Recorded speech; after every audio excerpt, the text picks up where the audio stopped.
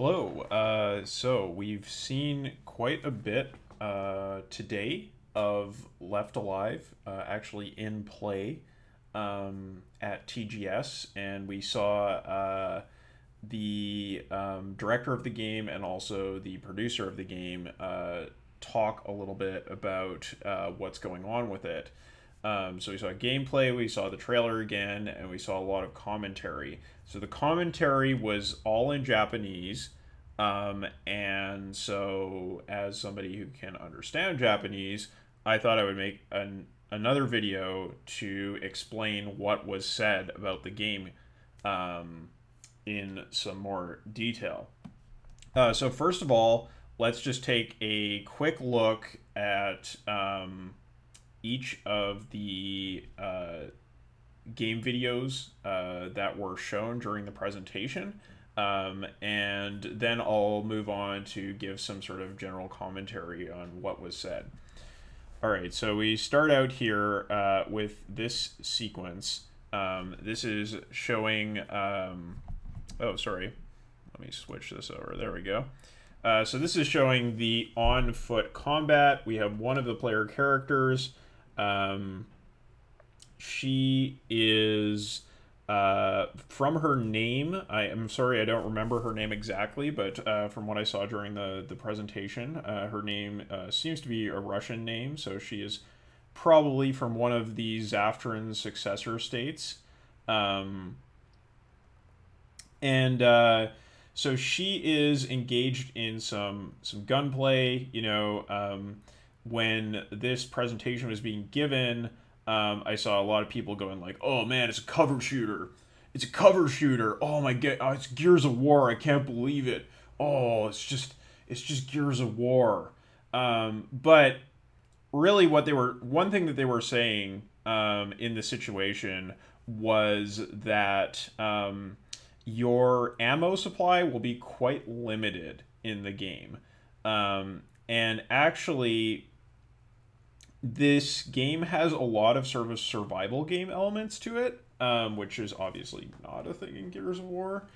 So you see here that this character is throwing out one of these traps, and these are things you can use to sort of tactically maneuver and manipulate, maneuver through and manipulate the battlefield. You know, smoke traps and explosives and so on, radar traps. These are things you're going to assemble from materials that you salvage through a crafting system. And really, these allow you to play the game tactically and to play in a different style than just your standard left trigger, right trigger, cover-based shooter. This is designed to appeal to players who are not traditional shooter fans. That was something that came up in the discussion. So, yeah, there's going to be a focus on ammo conservation, crafting, and trap usage. Okay. And that is all kind of consistent with, as I was saying, survival games. But it's also kind of consistent with, like, kind of like the old Resident Evil games. I kind of got that vibe a little bit. So definitely there is, like, Metal Gear influence going on. Of course there's Gears of War influence. Like, that's there. There is cover shooting. But there's also a lot of survival game influence. So that's another thing that's going on with this game. So next we come to the fun part, the part that, you know, everybody in the chat was going nuts over, the Vonzer section. So we know now that this Vonzer that we see in this section is called the Volk, or Volk, you could say. It is a new model. It possibly was designed by the character designer, Yoji Shinkawa. I thought I heard that during the presentation, but that is not... I'm not 100% sure on that. So what we see in the Vonzer combat section, First of all, it's extremely reminiscent of Armored Core 5, which is the previous game that Nabeshima, the director of Left Alive, worked on, and was also a game that many members of the old Front Mission team worked on after they left Square Enix and went to From Software. So Armored Core 5 was a game that had a lot of Front Mission people working on it. Nabeshima worked on it, and now him and presumably some of those old Front Mission team members are back over at Square Enix making Left Alive, but Armored Core 5 was heavily influenced by Front Mission Online, which was a massively multiplayer team-based shooter RPG that was on the PlayStation 2 only, I think. I don't think there was a PC version, but it was Japan only, so many of you will not have played that. But anyhow, that was the main inspiration for Armored Core 5, and now that Front Mission Online tech is being, brought back over to Square Enix to make these Vonzo segments of Left Alive. So yeah, we saw the roll boost. Like, look at that railgun firing animation. That's so Armored Core. I can't even express how many Armored Core vibes I get from that. But yeah, one thing we see in this section here is that the roll boost is very prominently featured. So the roll boost is a thing that has been in like all the Front Mission games. Although I think you don't ever see it used in Front Mission 1, but in like the retcon lore, I think it's like somewhere in the middle of the second Huffman conflict, roll boosting was introduced to Vonzo manufacturing. So yeah, it's that thing where the Volk gets the Folk gets the little wheels that deploy behind it, and it moves like that. That's roll boosting. Very classic Front Mission thing, and it's really cool to see it actually in an action game instead of just a thing we see during cutscenes in the traditional Front Mission series. Yeah, so other things about the Vonzo combat. You can see right here, you can pick up items that are dropped by enemy Vonzos. So this is an interesting point because it possibly signifies, that you're going to stick with using the Folk and you are going to just switch out your weapons. There's no setup screen. Like, they explicitly say there's no setup in the game. It's just what you pick up on the battlefield. You're in the situation. It's not like the Front Mission games where you are doing a mission, then going to the setup screen, and then going back to the mission. It's like a more continuous thing where you're in the action and you just pick up stuff as you go. So the question is, are you only going to be able to use the Folk, or are you going to be able to use other Vonzos? Now, the one reason why I think you might be able to use other Vonzos is because there are 3 perspective characters, and they're not all going to use the same Vonzo model, right? So I'm kind of hoping that there's some variety there. But, the Folk is the star of the show. It's the one that gets the special action figure in the collector's edition and all that kind of jazz. Alright, so let's keep going here. So we keep going. I might just skip a little past this part. Man, those missiles look so good. I mean, the Vonzo sections of this game just look, far and away like the coolest part of this game. But there is a thing that they said, which is that it's not the focus of gameplay. Like, it's not the main thing you do in the game. So I'm hoping we get a lot more Vonzer combat than we did in, say, Metal Gear Solid 4. Sorry, Mecha combat. I wouldn't count on it being like the majority of gameplay in Left Alive. I just hope there's a decent amount of it because it looks really fun and cool. So then we come to the dialogue scenes.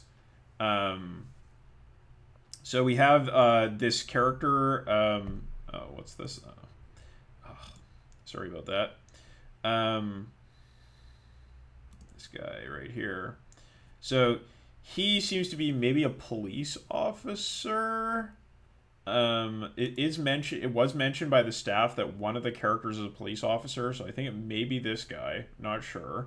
But he gets into a very Metal Gear style conversation with this dude who claims to be a reporter from EC France, or France in the European community, the EU equivalent in the Front Mission universe. Notable, very notable, that this guy has this huge bright orange strap that says Iguchi on it. Now, Iguchi is a Vonzer manufacturer, among other things. And in fact, they are, towards the end of the Front Mission series, they are the largest Vonzer manufacturer in the OCU. They're a Japanese manufacturer. And the thing that really boosted them to success is that they acquired the assets of Sakata Industries after the collapse of that company in the wake of Front Mission 1, where it was revealed that Sakata Industries was conspiring with Zaftra to start the second Huffman conflict, so as to get test data for the B device, which was a biocomputer, a Vonzer biocomputer. He was using human pilot brains as the basis for the control system for Vonzer so that they would fight better. And after the second Huffman conflict, Sakata Industries collapses, Iguchi acquires their distressed assets and becomes the largest Vonzer manufacturer in the OCU and in Japan. Importantly, they also were a major manufacturer of S-device equipped Vonzers. And they worked fairly closely with Morgan Bernard, who is the main villain of the original 5 Front Mission games and of Front Mission 5. This genius doctor who developed the B device and the S device and went on to become an international terrorist. So, like, for example, the Brutal Wolf models and the Terror Wolf that you see in the end game of Front Mission 5 were all Vonzers developed by Iguchi. So they were saying in the presser here, in this discussion, like, oh, maybe you're gonna trust this dude, maybe you're not gonna trust this dude, right? So what are you doing here? You can say. Or also, come on now, what's this, let's go back a second. Get rid of this stupid bar.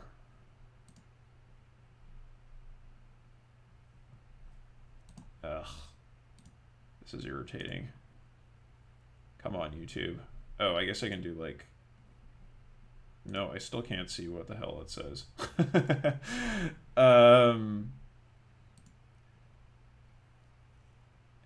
What are you doing here? Or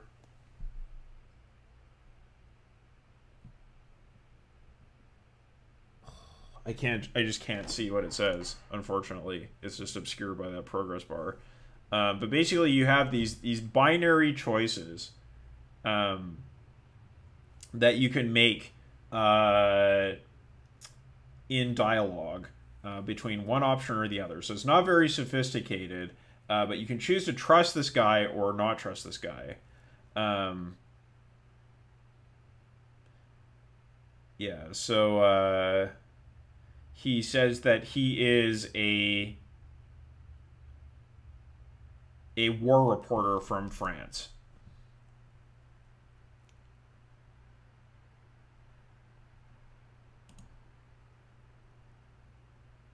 Um,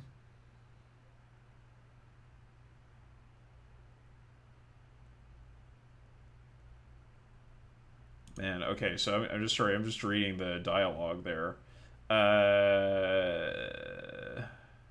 So yeah, so he says, "Oh, well, you're not my enemy," and "Oh, you think you can trust me?" Like that kind of thing. So a lot of people were saying that this guy looks a lot like Dremen, I think was the name of the arms dealer from MGS4. Well, it's not surprising, right? Because this is another character designed by Yoji Shinkawa. This is the same character designer as in the Metal Gear series. So, like, yeah, of course he looks similar.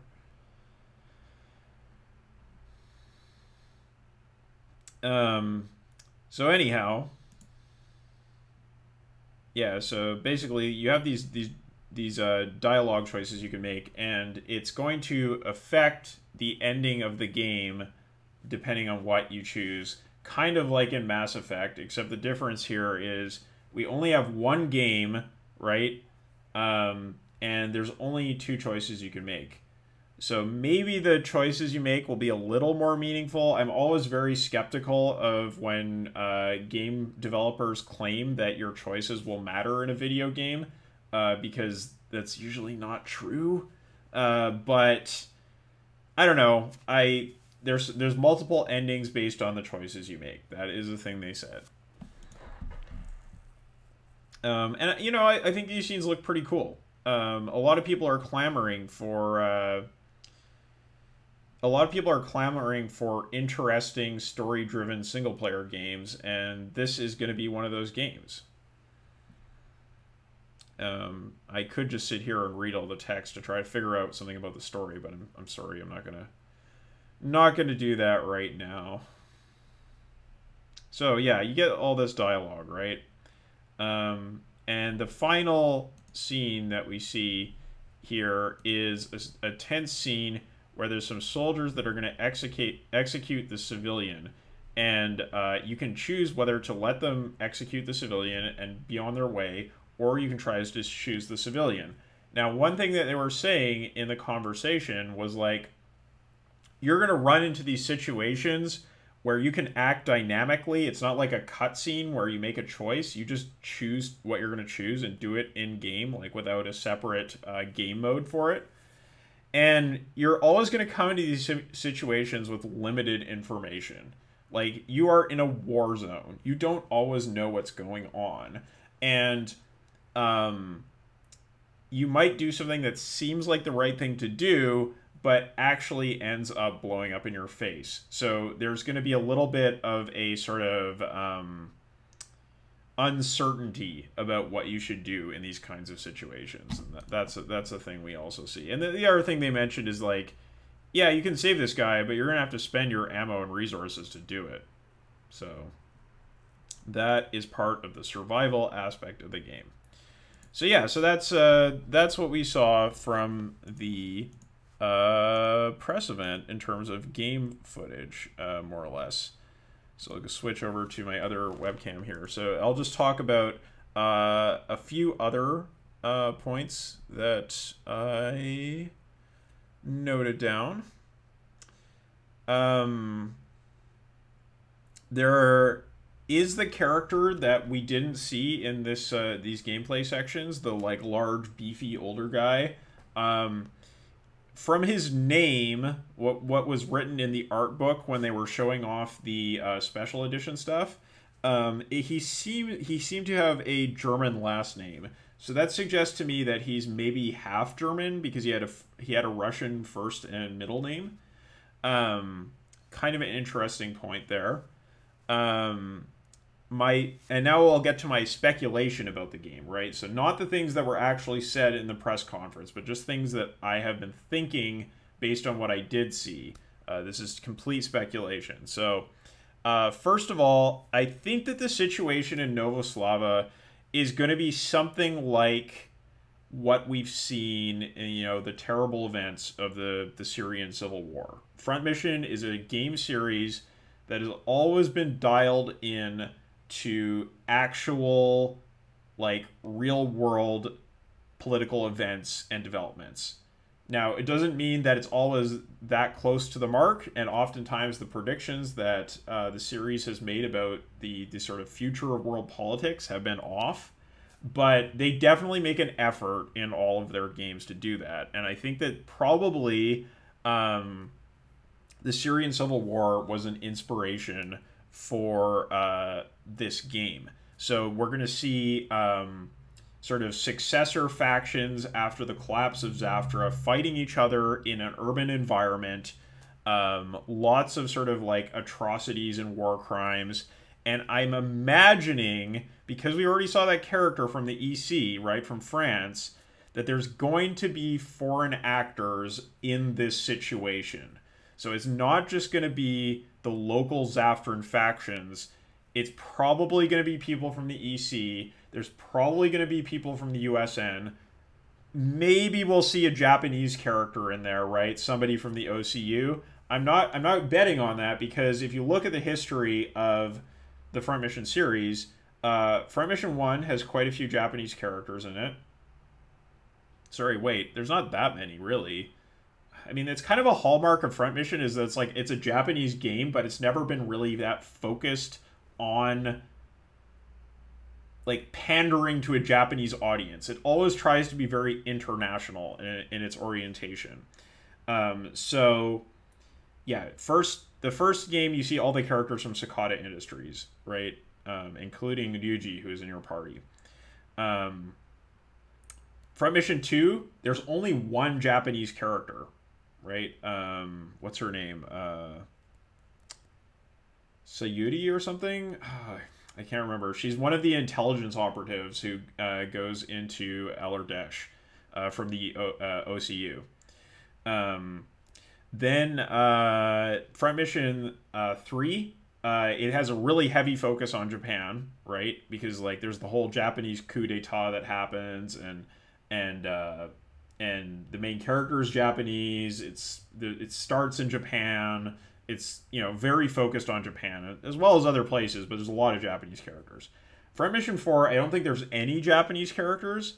And then Front Mission 5, there's only one unnamed NPC. So I'm not saying just because it's a Japanese game, it's guaranteed there will be a Japanese character, but I wouldn't be super surprised if we saw Arisa, one of the protagonists of Front Mission 3, show up in this game, because she'd be in, like, her early 30s at this point, according to the timeline.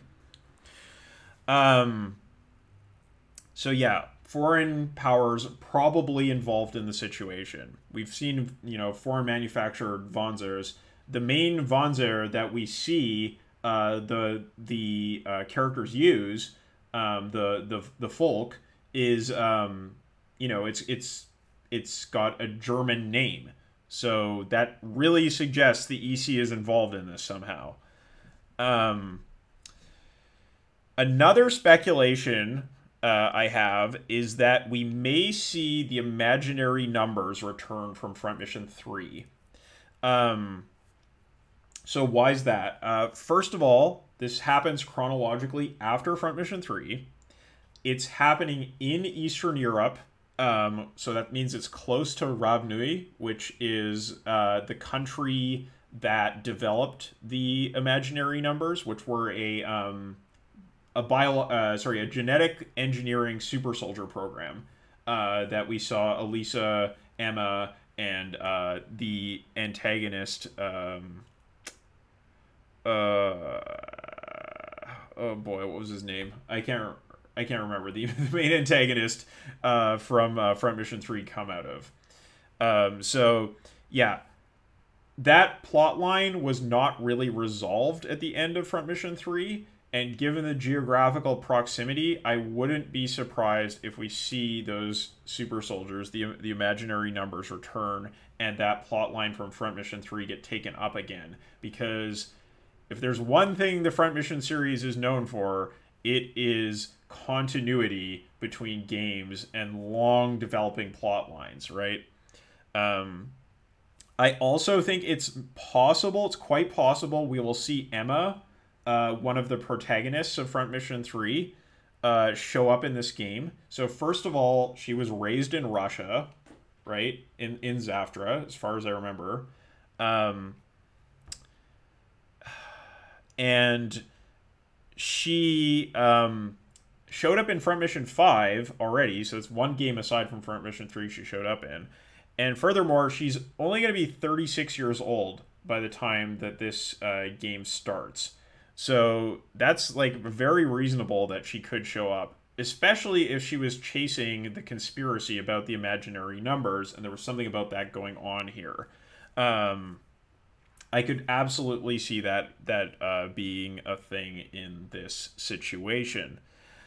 And tied to that, there's definitely going to be some kind of techno-thriller angle, some kind of major threat to the world that we will see develop in this situation, because it's Front Mission, and there always is, right? Like, there's always that Tom Clancy-esque angle to a Front Mission game. You know, in Front Mission 1, it was the B device. In Front Mission 2, it was Fenrir. In Front Mission 3, it was Midas. In Front Mission 4, it was kind of just like international conspiracy to create a world war. And in Front Mission 5, it was the S device. So, in this game, I imagine we will see the same thing. So yeah, that's kind of my thoughts for Left Alive and what we saw at TGS today. I hope that was informative. I hope that that gives you an idea of what was mentioned. And I hope that, well, maybe you're a little bit more excited about this game, because I know I am after that presentation. Like, obviously the Von Zer combat section looks super cool. The story stuff seems quite intriguing. I'm really kind of into the idea of multiple PCs, multiple viewpoint protagonists, because that just calls back to Front Mission 2 to me, and Front Mission 2 is the best story in the whole series. So I really hope we're going to see something cool like that. And also, hey, I'm just a fan of like the old school Metal Gear games, like Metal Gear Solid games before Metal Gear Solid 5, where you have like a lot of sort of cutscenes and dialogue and all that kind of stuff. I'd like to see more of that in this game. I think it's going to bring the Front Mission universe to life. We've seen tons of references to old Front Mission lore. Yeah, it's pretty hype.